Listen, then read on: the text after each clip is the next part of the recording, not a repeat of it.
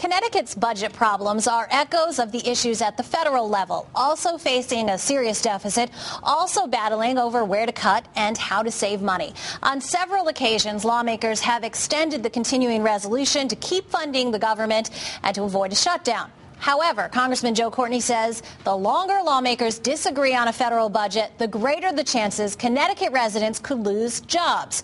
Courtney says if Congress can't make a deal, it puts funding for education, for transportation, health care, and the military all in limbo, and that could have serious long-term effects. Our military commanders, the folks at the Pentagon, have been issuing persistent, regular warnings that this short-term funding process is causing serious problems in Navy repair schedules, and that's something that, frankly, in Connecticut could, at some point, really cause some layoffs at Groton if the repair schedule for the Navy is still, done on these very short horizons. Now, Congressman Courtney says the House Armed Services Committee met with General Petraeus this past week, and that Petraeus is urging them to get the budget done so the military can consistently plan for work in Iraq and Afghanistan.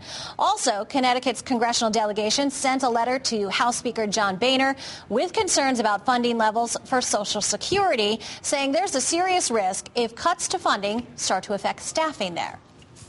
You're basically going to have a lot of people who are going to be left out from getting help that they need at really critical points in their lives, whether it's old age, retirement, people with disabilities, or families, again, where a parent has been taken from their children.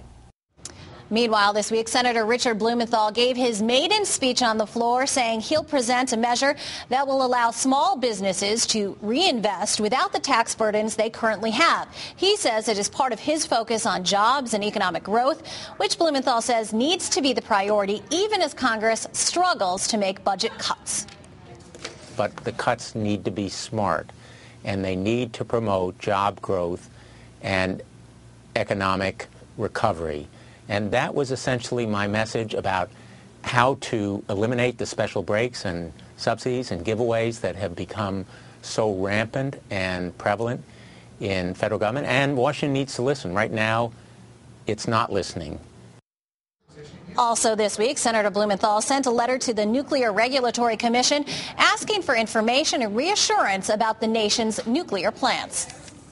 The questions obviously relate to the design and safety and security of our nuclear facilities, which may be older in other parts of the country. I want specific answers to these questions about what kinds of design features could expose us to the same kind of dangers that obviously right now Japan is seeing, and what can be done to prevent them in the future. Nuclear power has to be part of our power mix, but we need to be sure that existing as well as any possible new plants are safeguarded as thoroughly and completely as possible.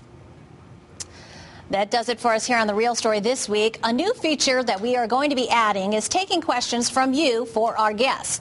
I'll be posting the lineup and then asking for your input on what we need to discuss. If you want to keep track and add some questions, you can follow me on Facebook, Lori Perez, WTIC. Now, don't forget, if you missed something here on The Real Story, you can now watch it online by going to ctnow.com. You can also catch us on YouTube. Thanks for watching this week's edition of The Real Story. See you here again next week.